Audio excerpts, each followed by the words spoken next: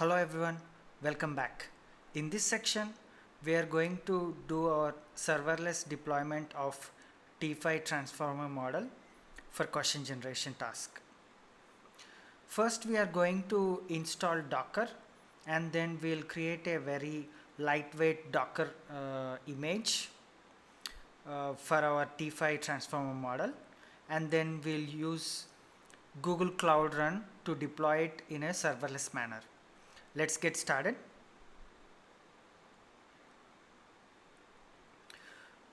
Go to docker.com, get started, then download the Docker for your machine.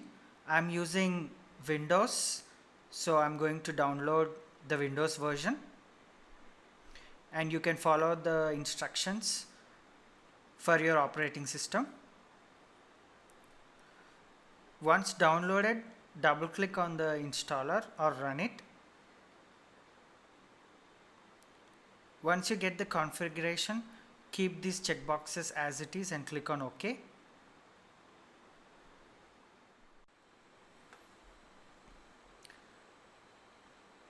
Once Docker is installed, click on close. You can search for Docker desktop and run it. You can see that Docker is installed in our system. Also just type cmd command prompt, and once you go to the command prompt, type Docker to make sure that you get this.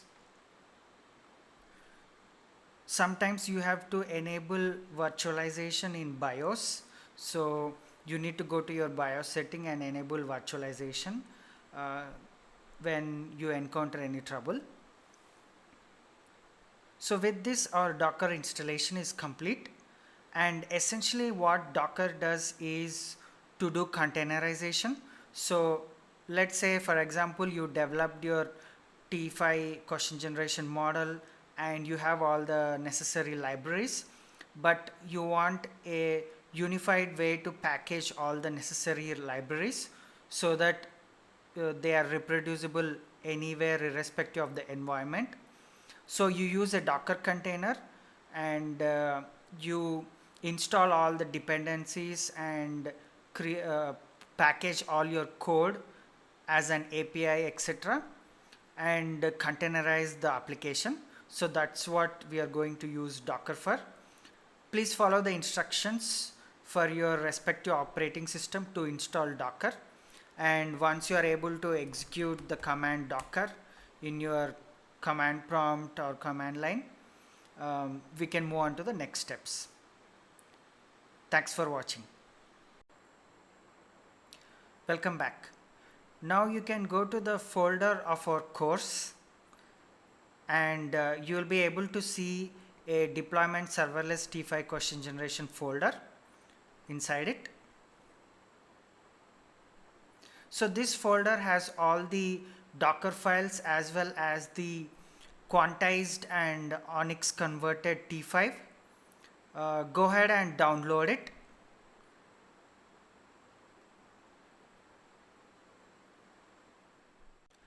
Once it is downloaded, extract the folder and rename the folder to whatever you want. Here I have renamed it to serverless _T5 question generation. Once you open the folder in the editor of your choice, you will see that in the top level there is app folder, then there is Docker ignore, Dockerfile and readme.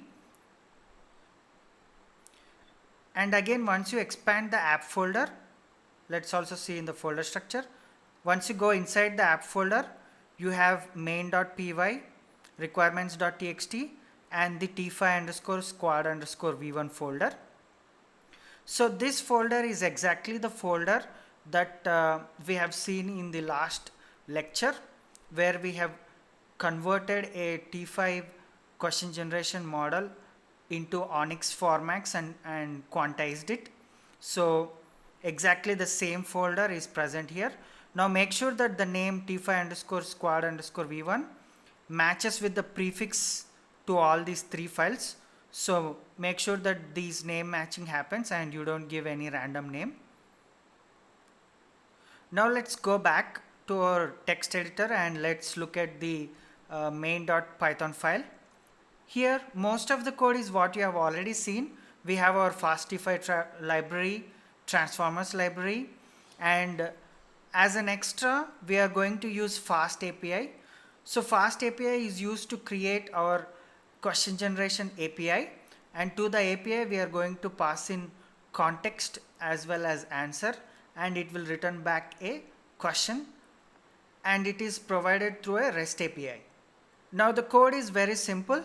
So here we just import fast API and we create the fast API app, and we have a small class function for question request.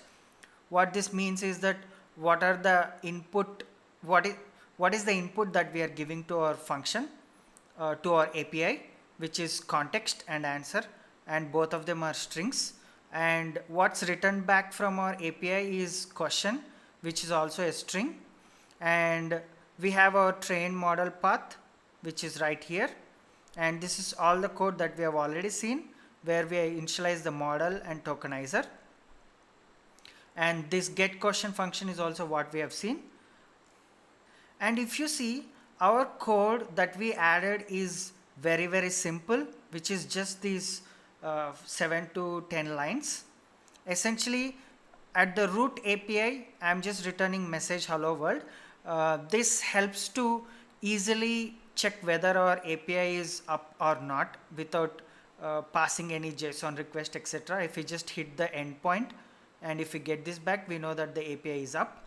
This is the exact function that we are going to use in our API to do a post request. So to our API URL we append get question and we do a post request, and to that post request we are going to send in context and answer, and in this code we get back the context and answer from the post request, and we call our function get function with all the with the context and answer and model as well as tokenizer, and we get back the question. Now we return our question via the API. So this is pretty simple. If you see the code, all we have done is just add fast API on top of this and just added few lines to create an API. Now let's go to our requirements.txt file.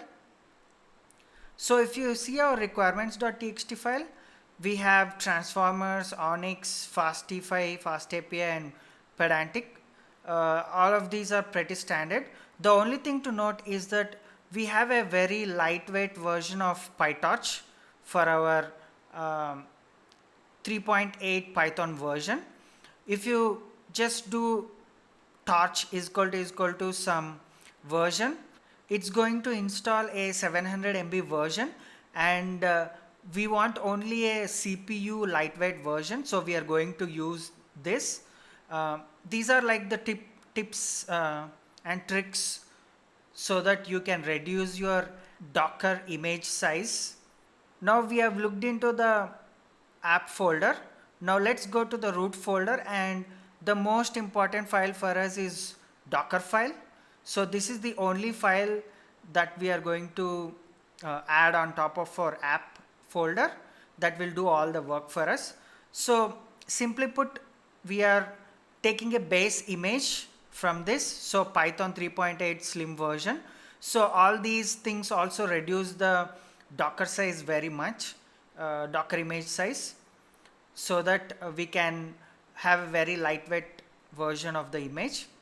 So we are just taking Python slim and we are copying the whole folder of app, and I'm making sure that the max workers is 1 and web concurrency is 1, because this is a heavyweight process.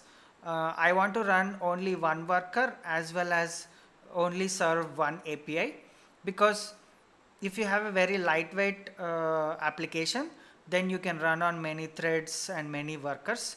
But if you have a heavy application like this where we are doing text generation, usually it's ideal to keep 1 or 2 workers depending on the number of CPUs you have. and also I'm making sure that only one concurrent request is served here. And we are just doing pip install of requirements.txt file that we have already seen.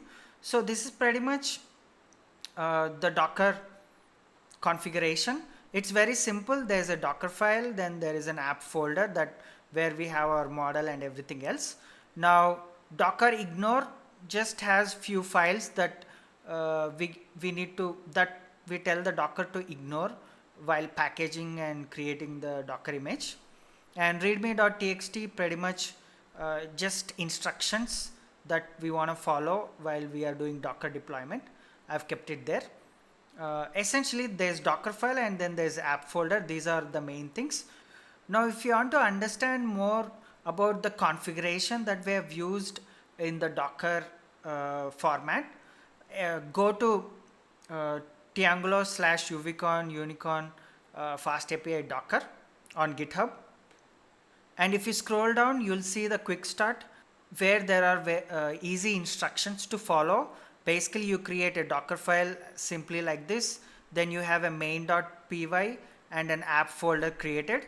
So the whole structure looks like this. There's a Docker file, then there is an app folder with main.py, and any relevant model files etc. are placed here.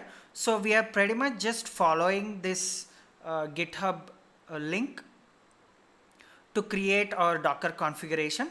And once the Docker configuration is created like this, you can easily build the image with these commands and run the container. We are going to see it next. Now let's go back to our folder. Go to the root path where there is Docker file. Just type cmd if you are on Windows, and it will open up a terminal in the same folder. And also make sure that your Docker app is running. So if you go to images, there are no images, and container apps, there's nothing. Make sure that Docker app is running.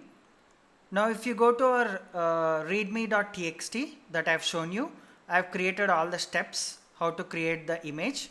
So I'm going to first create the image here. So simply I'm going to run this command docker build -t, and I'm going to give a name t5 underscore question generation question underscore generation, and dot here means run it in the current folder. You can give any name here. Let's run this. So it will take a bit of time and build the Docker image for us. Now we are finished and Docker image is created. If you just go to the Docker daemon and open it and go to images, you can see that less than a minute ago we created t5 underscore question underscore generation Docker image, and you can see that the size of it is just 1.38 GB. This is incredible because if you just see PyTorch, that itself is 700 to 800 MB, and usually the model T5 model is 900 MB, and rest of the libraries along with Python installation, usually you will get a Docker image that is of size 3 GB or more for this configuration. But what we have done is to take some interesting steps, that is quantizing the T5 transformer model to reduce the size of it to 1/3, and also using only the CPU version of PyTorch, which is just 150 MB to 200 MB.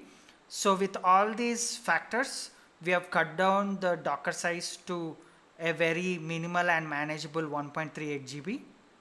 Now you can go back to our file and copy the next line.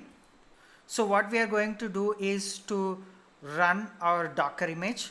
So we created our Docker image just now, and now we are going to run the container. So just the command is docker run, name any given name, and port is 80. 80 is mapped to 80 on the system. Then you have your previously given name t5 underscore question generation. So if you just run this, you will see that a worker has booted here. Now if you see from the code, you can just go to the root, which is in our case just localhost. So if you just go to localhost, you can see that message hello world. So this ensures that our container is running and is working fine. Now to test it out, I want you to install one more thing, which is Postman. So go to postman.com/downloads and you will be able to download the app for Windows here.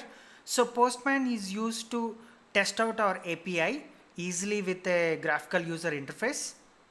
So if you go to Postman, on the top left there is new. Just create a new request and the request name is t5_test, t5 API_test. I'm just giving a name to the request and I'm adding to any collection that I already have. So what you can do is, once you get this, just change this to post request, and you can go back to our readme file, and so the link is, the URL is localhost, that is 127.0.0.1, and get question. Now click on body, click on raw and select JSON here, and just go back and copy this context as well as answer. So I'm just pasting it here.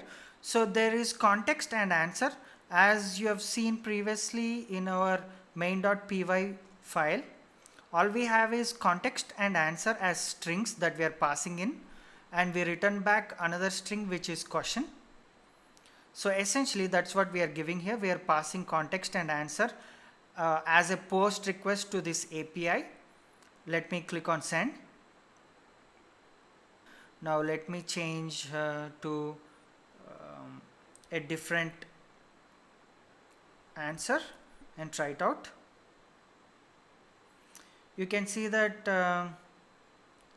1.2 seconds, and Donald Trump served as president of what country? And let's change to Donald Trump again.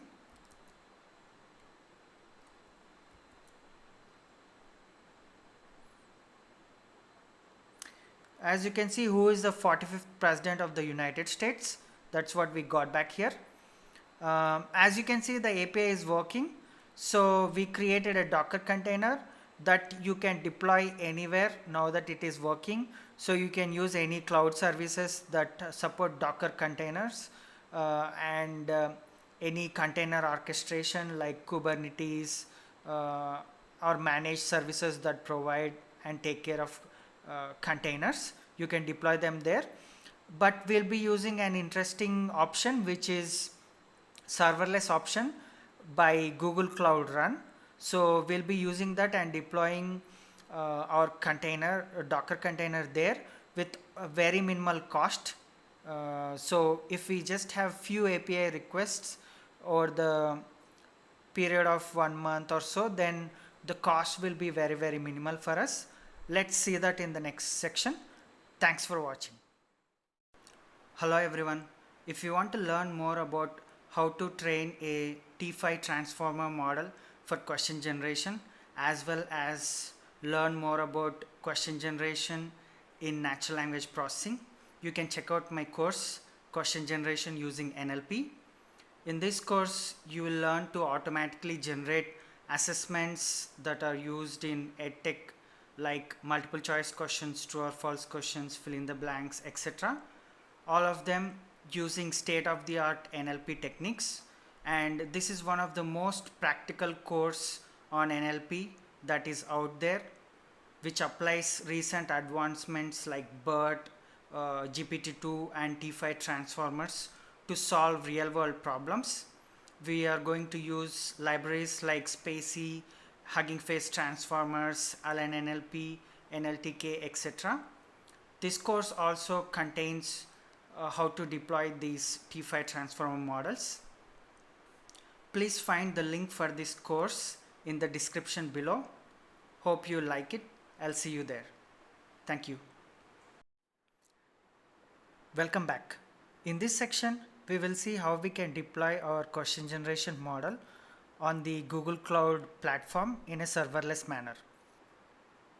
go to Google Cloud and you can create a free account with almost $300 of credit, free credit that you can use for our testing and usage. So create an account there and I'll see you next. So once you log into your Google Cloud platform, on the dashboard at the top, click on new project. So give a name like question generation,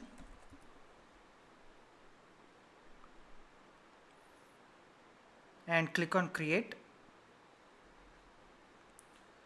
Now change your project at the top to question generation, and remember this project ID along with the code. Copy that and go to your readme.txt and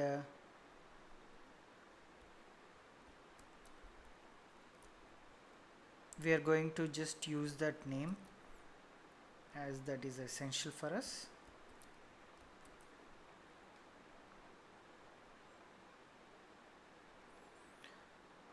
Now we have created a project named question generation and we are going to deploy our question generation model on here. Now search for container registry. I've pinned it here, but if you don't see it, find it at the bottom.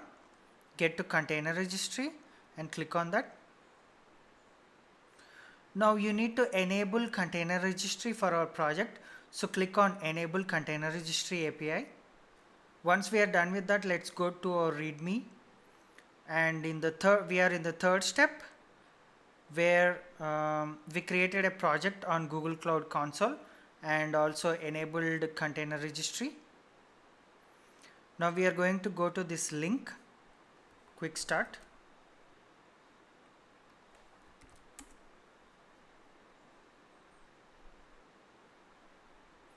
So we are going to enable our command line with gcloud. So that's what we are going to do here. You can look the commands for your operating system, but for Windows, download this Cloud SDK installer. And once you download, go through the next steps. Once you're done with that, go to your terminal command line and just run gcloud init. Now let's stop the API that we were previously running. So if you're doing it for the first time, it will ask you to log in. So follow all the instructions here to continue with the login. Allow permission to access Google Cloud services in the browser when prompted. And once you're done with that, you'll be asked to pick a project. So pick the question generation project that we have just created. So for me, since I have already logged in, I'm going to just reinitialize again.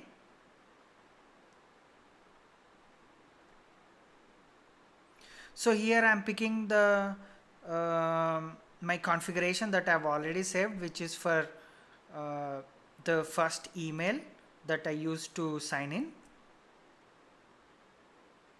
Now I'm going to choose the project. So the project that we just created is second one. Okay, now we are done with gcloud login, and we can use gcloud on the command line. Now what we are going to do is whatever Docker that we ran and saw it working, we are going to use the same Docker but tag it with this.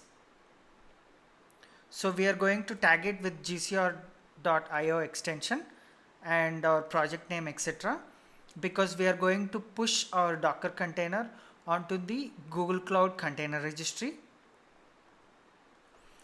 So I'm going to run this command. So make sure that all the things match. So question generation _ 312318.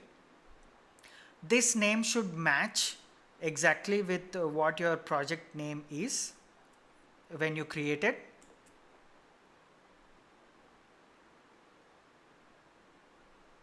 So this will be very fast, and once you open your Docker daemon, you will see that it is tagged. So the same image is tagged again with this gcr.io extension and question generation.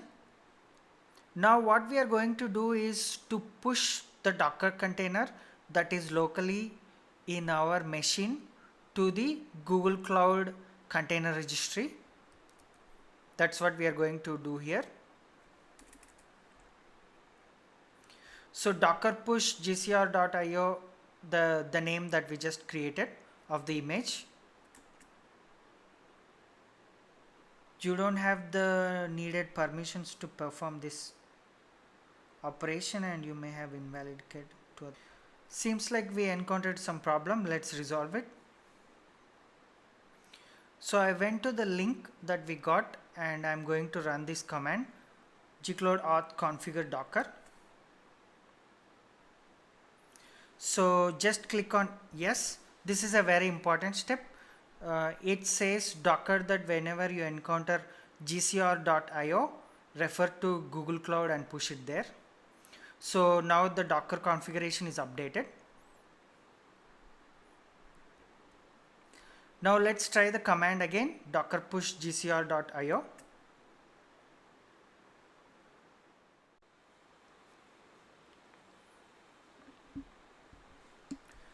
Now we have successfully pushed our Docker container onto the Google Cloud Docker Hub. So if you just go to Google Cloud Platform, the container registry, and just refresh, you will see that the question generation model has been pushed there, and it is in private mode. Now let's go back to the command line, and let's look at the instructions again. So since we already initialized Google Cloud, we don't need to do this. You have already done this. Now let's run this main command. So the main command is gcloud run deploy, and this is the image that we have just pushed, and we are going to use a CPU of just 2 units, and concurrency is 1, which means that only one request should be concurrently processed, and memory as 4 gigabytes. Platform is managed, and minimum instances is 0. What that means is that since we want it serverless, if there is no activity, we want the minimum instances to scale down to 0 so that no costs are incurred. But you can give any, if you want like minimum 2 instances, you can give minimum instances as 2, and timeout is 1 minute and port is 80. Let's run this, and you can also give max instances if you don't want to scale beyond a certain point. Let's run this. Service name question generation, yes, and is not enabled. So you want to enable that, so click on yes. So the service is being enabled now.